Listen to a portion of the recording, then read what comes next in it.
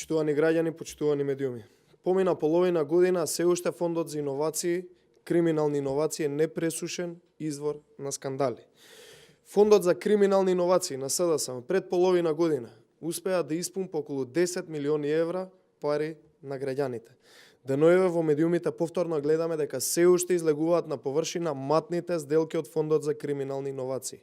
Имено, Фондот за криминални иновации одобрил грант на фирмата Build Doyle, каде што собственик е Александар Гавриловски за проект примена и реализација на иновативен концепт за изградба на заштитни конструкции за земјоделски насади во секторот земјоделство, грант во вредност од околу 200.000 евра. Сега, сопругата на истиот Александар Гавриловски уште во периодот околу доделувањето на грантот била ангажирана како надворечен соработник и уште тогаш беше алармиран и од медиумите од наша страна за сомнително доделување на грантот. Она што е уште поскандалозно сега е тоа што сопругата на истиот Александар Гавриловски, која што беше надворешен соработник, Неда Икономова Гавриловска, од пред 10 дена е редовно вработена во Фондот за криминални иновации.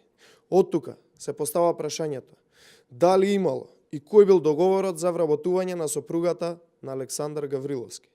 Дали може би имало договор помеѓу семејството Гавриловски и раководните лица на Фондот за иновации за сомнителна соработка која на крајот резултира со вработување на Неда Икономова Гавриловска во Фондот за иновации?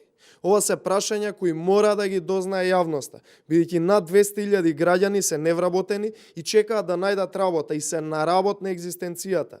Не знаат дали ќе имаат основни намирници и ги поминат новогодишните и божитните празници, но затоа сопругата на собственикот на фирма која што добила грант од 200.000 евра народни пари се вработува во Фондот за иновации.